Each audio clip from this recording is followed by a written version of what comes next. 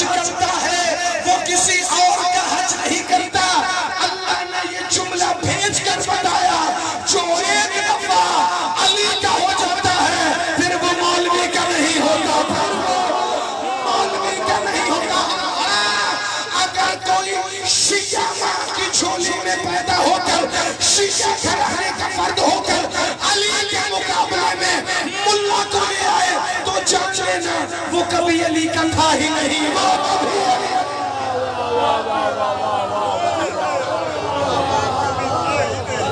کبھی تھا ہی نہیں. علی ابن ابی طالب مسلوح مسل الکعبہ، محمد علی کے پاس ایسے جائیے جیسے تھک گئے ہیں. 50 منٹ ہو گئے، 10 منٹ صرف مجھے آپ نے اور امیر المومنین ادرکنی فی سبیل اللہ، ایسے جائیے جیسے حاجی کعبے کے پاس. اب رسول اللہ علی مولا کے پاس آئے، کیا کرنے؟ سیدہ کے عقد کا پیغام دیں، اللہ کی مرضی لسان اللہ سے اذن اللہ کو سنانے. انہیں بات کرنے کے لیے ایک دوسرے کے پاس آنا جانا نہیں پڑے گا. ان کا تو کمبر دور بیٹھ کے علی سے بات کرنا. یہ شہنشاہ کریم آپس میں بات کرتے اس لیے ہیں تاکہ ہمارے پڑھنے اور سننے کے لیے فضائل اور مصائب ظاہر ہو، ورنہ انہیں کلام کرنے کے لیے سفر کرنے کی ضرورت نہیں. بڑی توجہ. مصطفیٰ آئے، علی مولا نے چہرے کو جھکایا، رسول اللہ نے دست نبوت کو اٹھایا، رسالت معاف انگلیوں کو علی کی ریش اقدس کے نیچے رکھا. جو چھپ ہیں سیدان خان میں دیکھتا ہوں جملہ آپ نے ادھر دیکھنا ہے اور میں نے آپ کو دیکھنا ہے. رسول اللہ نے رسالت والے ہاتھوں کی نبوت معاف انگلیوں کو علی کی ریش اقدس کے نیچے رکھے. کہا یہ اللہ کا چہرہ جھکا ہوا، یہ اللہ کا چہرہ جھکا ہوا کیوں ہے؟ یہ اللہ کا چہرہ جھکا ہوا کیوں ہے؟ علی نے بھی کمال کر دیا، وجہ اللہ چہرے کو جھکا کے کہا میں دنیا کو تیرا ادب بتا رہا ہوں.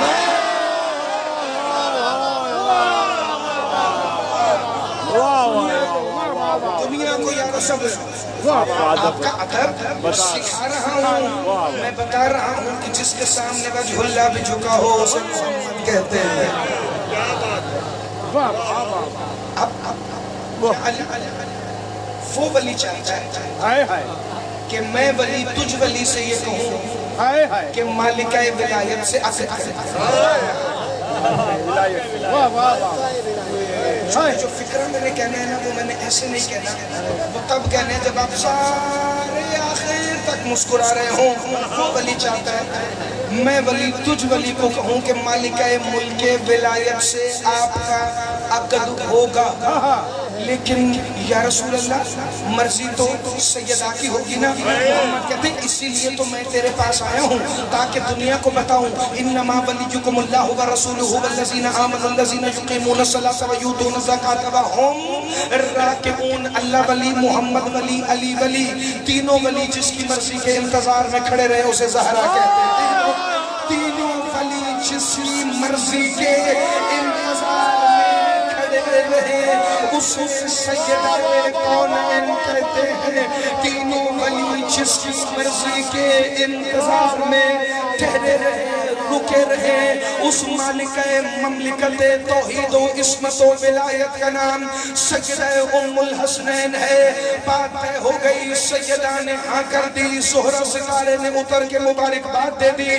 مالکہ تسبیح الہیہ، مالکہ خواہشات الہیہ، مالکہ مملکت امور اہلیت سیدہ کونین نے، مادر حسنین نے، رازیہ نے، مرضیہ نے، سماویہ نے، محدثہ نے، ام ابیہ نے حجاب اللہ لباس، حجاب اللہ بدن پر زیب تن کیا. علی مولا نے یاسین کی لڑیوں والا سہرہ سر پہ سجایا. الحمد والے گھر سے علی کی بارات چلی. سیدہ کے گھر عقد کے لیے علی کی بارات نے پڑاؤ ڈالا. کہیں آدم دھمالوں میں ہے، کہیں ابراہیم خوشیوں میں ہے، کہیں موسیٰ اور عیسیٰ جشن منا رہے ہیں کیونکہ آج ان کے مولا و ناصر و مددگار کے عقد کا دن ہے. 5 خطبے سیدہ کونین کے نکاح کے ہوئے. پہلا خطبہ وہ تھا جو عرش پہ اللہ نے پڑھا، دوسرا خطبہ وہ تھا جو ساتویں آسمان پہ جبرائیل نے پڑھا، تیسرا خطبہ وہ تھا جو رحیل ملک نے بیت المعمور پہ پڑھا، اور کل میں آنے والی مجلس میں بتاؤں گا کہ یہ بیت المعمور کی قرآن میں اللہ نے قسم کیوں کھائی ہے۔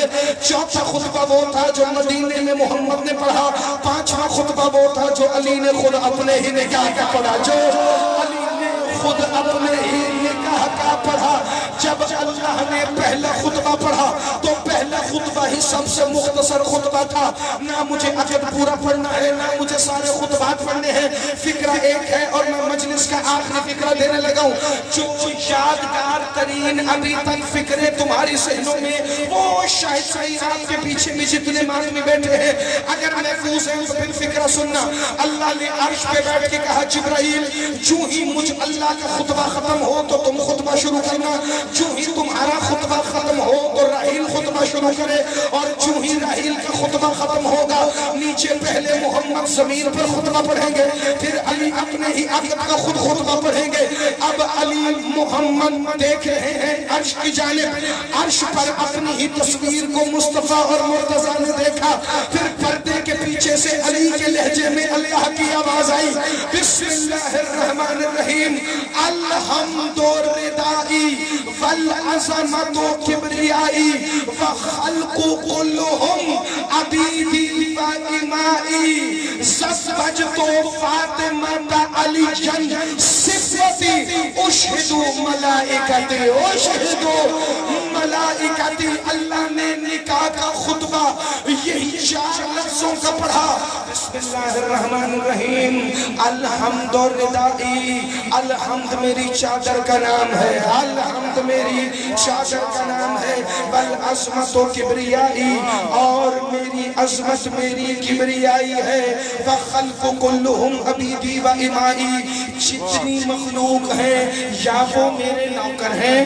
یا وہ میری کنیزیں ہیں، زوجت فاطمہ علی جن صفتی، میں کل صفات کے ساتھ زہرا کا عقد علی سے کر رہا ہوں، میں کل صفات کے ساتھ سیدہ کا عقد علی کے ساتھ کر رہا ہوں۔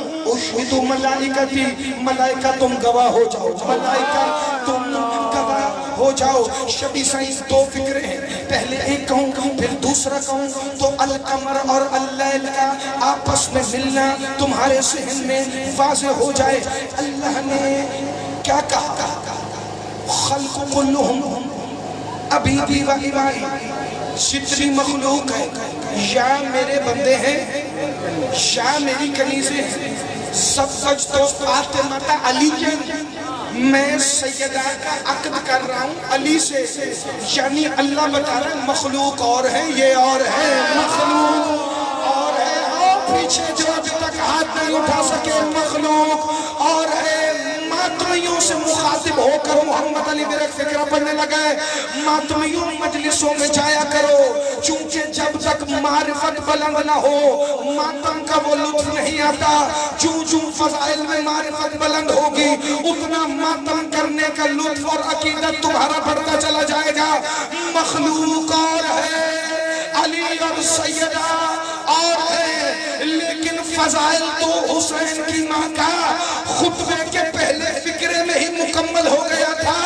الحمد ردائی، میری چادر کا نام الحمد ہے۔ معصوم فرماتے ہیں کون ہے اس کا حجاب؟ میری دادی حجاب اللہ ہے، میری دادی رداء الہیہ ہے۔ تو بندے نے کہا مولا اگر حجاب اللہ آپ کی دادی، توجہ، اگر رداء الہی آپ کی دادی تو اللہ نے سیدہ کو الحمد کیوں کہا؟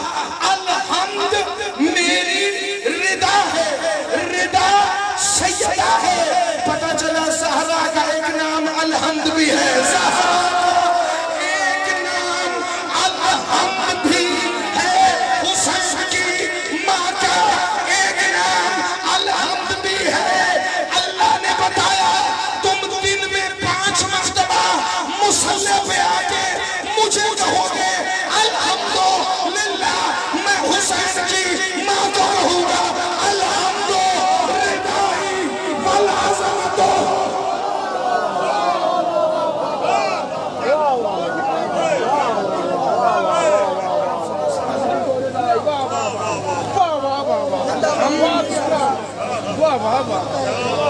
الحمد سید الحمد میرا پردہ، اسی پردے کی ایک چادر تھی جو محمد کے جانے کے 5 دن کے بعد میخوں سے زخمی ہو بڑا مارا مسلمانوں نے مصطفیٰ کی اکلوتی بیٹی کو گھر جا کر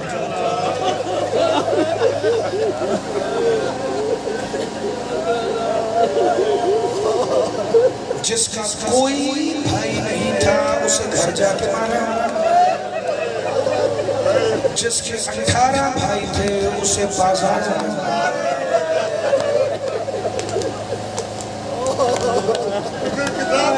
تو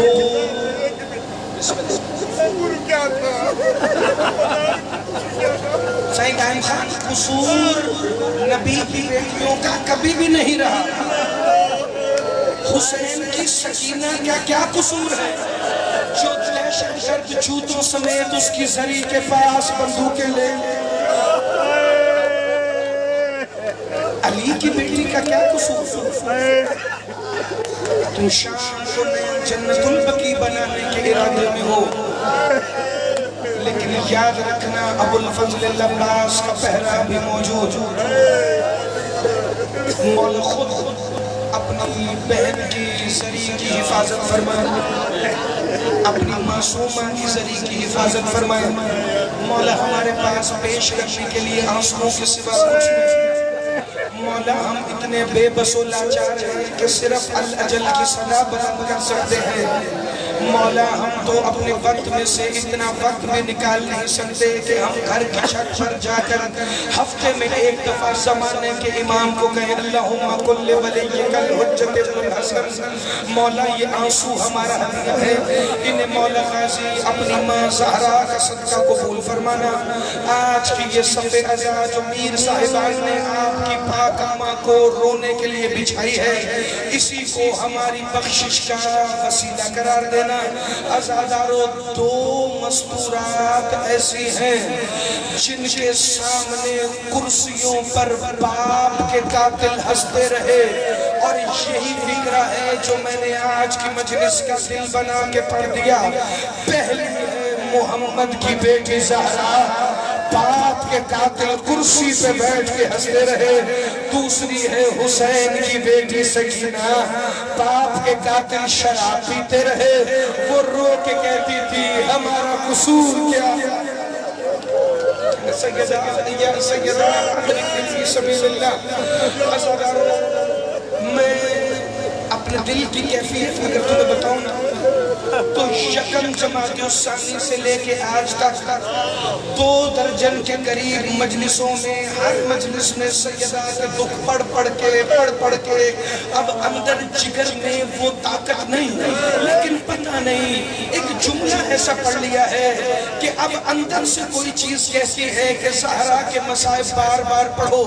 تمہارے چھٹے امام فرماتے ہیں جہاں سیدہ کی مجلس ہونا، شبیر اپنی کٹی ہوئی گردن ہاتھوں پہ اٹھا کر امام بارگاہ میں فرش عزا پر رو کے کہتا ہے کون ہے جو مجھے میری زخمی ماں کا پرسہ دے؟ کون ہے جو میری حق سے محرومہ ماں کا پرسہ دے؟ عزادارو، آخری دن تھا دنیا میں اللہ کے رسول کا، رسول اللہ نے اپنی بیٹی کو بلایا، محمد نے ہلکی آنکھیں کھول کے زہرا کو کہا یا بنیا انت المظلومۃ من بعدی، اے میری بیٹی میرے بعد تو مظلومہ ہے۔ زہرا رونے لگی، پاپا نے پھر کچھ کہا، زہرا مسکرانے لگی۔ یہ تاریخ حیران تھی، جس کا بابا بستر پر ہو آخری سانسوں میں وہ بیٹی کیوں مسکرائے گی؟ شیو ہائے کر لینا۔ محمد نے کہا زہرا سب سے پہلے تو میرے پاس آئے گی، زہرا سب سے پہلے تو اپنے پاپا کے پاس آئے گی۔ میں قربان یا رسول اللہ تیری بیٹی کی اس غربت پر۔ سیدہ فرماتی ہیں بابا تو کیا ہوا؟ بابا پھر میں جتنی بھی مظلوم ہو جاؤں، بابا مجھے آنا تو آخر آپ کے پاس ہے، اور آپ کہہ رہی ہیں میں جلدی آ جاؤں گی، بابا میں کتنے دن بعد آؤں گی؟ سیدہ 85 دن نہیں گزریں گے سیدہ 3 جمادی الثانی تیری قبر میں پہلی رات ہوگی۔ زہرا تیرا بابا خود تجھے لحد میں علی کے ساتھ اتارنے کے لیے جنت البقیع کے ویرانوں میں کھڑا ہوگا۔ کہا بابا کیوں بابا اتنی جلدی؟ کیا بابا مجھ پر بڑے ظلم ہوں گے؟ میں نے پہلے کہا ہے جب یہ بات کریں تو ہمارے رونے کے لیے، جب یہ فضائل پڑھیں تو ہمارے سمجھانے کے لیے۔ مصطفیٰ کی اکلوتی بیٹی نے کہا بابا کیا ہوگا؟ کہا بیٹی پہلے تیری چاچیر سے تیرے نوکروں کو نکالیں گے، بیٹی پھر اسی چاچیر میں یہ ظالم اپنے کارندے بٹھائیں گے، بیٹی تو میری لکھی ہوئی تحریر لے کے دربار میں جائے گی، بیٹی پھر یہ اس تیری تحریر کے پرسے کریں گے۔ تو کہا بابا میں اصبر الصابرین کی زوجہ ہوں، میں صبروں کے سلطان حسین کی ماں ہوں، بابا تو میرا صبر دیکھنا۔ اچھا زہرا پھر یہ لکڑیاں لے کر تیرے دروازے پہ آئیں گے، بابا میں پھر بھی صبر کروں گی۔ زہرا یہ تیرے دروازے کو آگ لگائیں گے، بابا میں اور صبر کروں گی۔ زہرا چلتا ہوا تاک تیرے پہلو پہ گرے گا، بابا میں اور صبر کروں گی۔ زہرا سپاہی اسی دروازے کے اوپر چلتے ہوئے گزریں گے، تیرا محسن مارا جائے گا۔ رو کے کہتی ہے بابا تیرا دین بچانے کے لیے اگر میں حسن اور حسین دے سکتی ہوں میں محسن بھی دے دوں گی۔ محمد اٹھ کے بیٹھے، زہرا پھر تیرے علی کے گلے میں رسی ڈال کر مدینے کے منافق لے جائیں گے، ماتم کر کے۔ محمد کی بیٹی کہتی ہے بس بابا مجھے اپنے ساتھ لے جا، مجھے 90 دن بھی زندہ نہیں۔ یا سیدہ یا سیدہ یا سیدہ، بابا مجھے 90 دن بھی زندہ نہیں رہنا۔ کتنا سنو گے محمد کی بیٹی کی غربت پر؟ میں اگلا فقرہ پڑھوں، علی مولا کی عزت قسم۔ یہ فقرہ وہ ہے جس نے ابو الحسن کو رلایا۔ علی اپنے ہاتھوں کو دیکھ کر رونے لگے۔ سلمان کہتا ہے مولا ہاتھوں کو کیا ہوا؟ کہا یہ ید اللہ ہاتھ بھی تھے، میرے سامنے میری ہمسر کی پسلیاں ٹوٹی، میرے سامنے میرے ہمسر کا بازو زخمی ہوا، میرے سامنے اس کے چہرے پر ظالم کی انگوٹھی کا نشان تھا۔ کیوں؟ محقق علاقہ ہے نا، ہر گھر میں کتابیں ہیں۔ عبدالرزاق مکرم کی کتاب الزہرا پڑھنا، صحیح میں نے پڑھا ہے، کہتے ہیں محمد جس کے احترام میں کھڑے ہوتے تھے، مصطفیٰ کے جانے کے بعد اس بی بی کی حالت کیا تھی؟ کہاں آنکھ میں لہو، بازو پہ تازیانے کا نشان، زخمی ہاتھ پہلو پر شکستہ ٹوٹا ہوا۔ میں نے جس دن یہ فکرہ پڑھا میں بڑا تڑپا، کیونکہ بچپن سے سنا تھا کہ کلفظ نے تازیانہ مارا، محمد کی بیٹی کا ہاتھ ٹوٹا۔ مولا صاحب فرماتے نہیں، وہ تازیانہ بازو پہ لگا، اور جو تازیانہ بازو پہ لگا نا وہاں محمد کی بیٹی کا خون جم گیا تھا۔ جو 3 جمادی الثانی کو نشان علی نے دیکھا، کہا مولا پھر بازو کیسے ٹوٹا؟ اگر تازیانہ بازو پہ لگا تو بی بی تسبیح کیوں نہیں پڑھتی تھی اس ہاتھ سے؟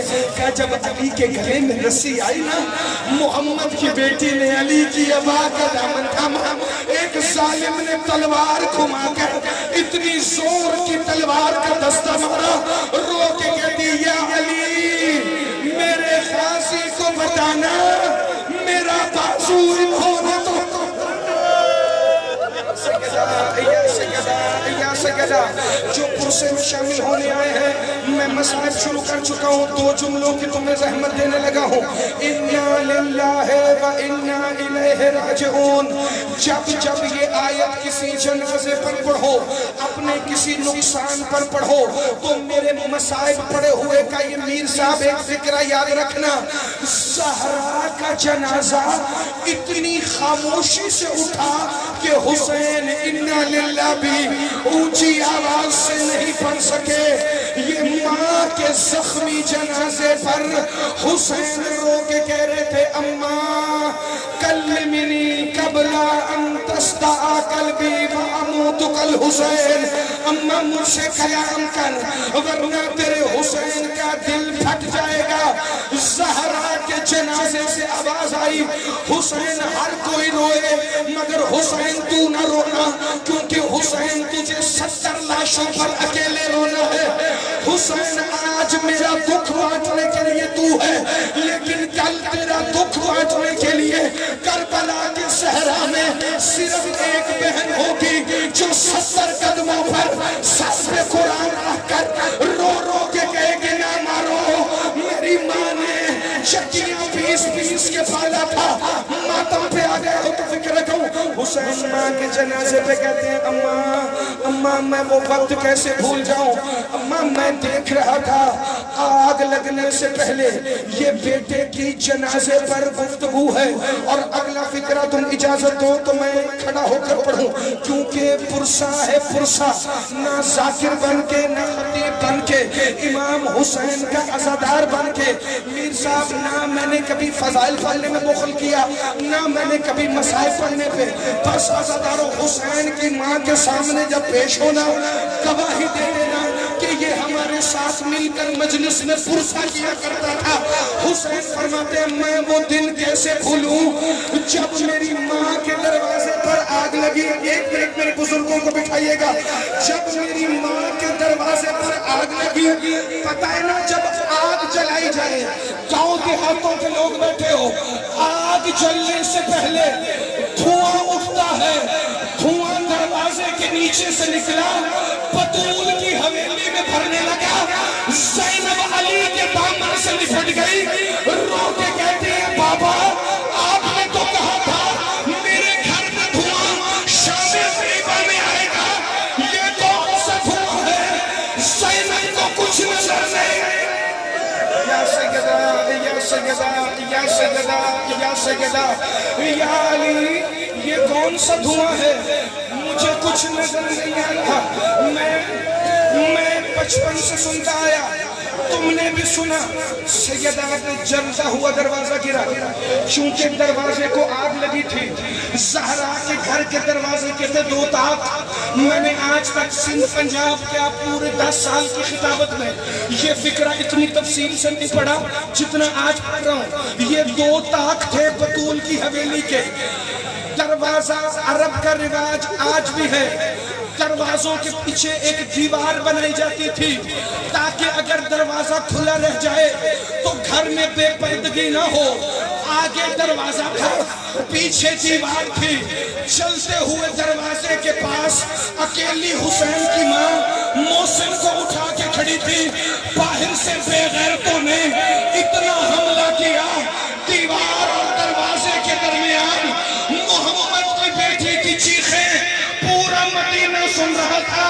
رو کے کہتی تھی یا علی میری پسوئی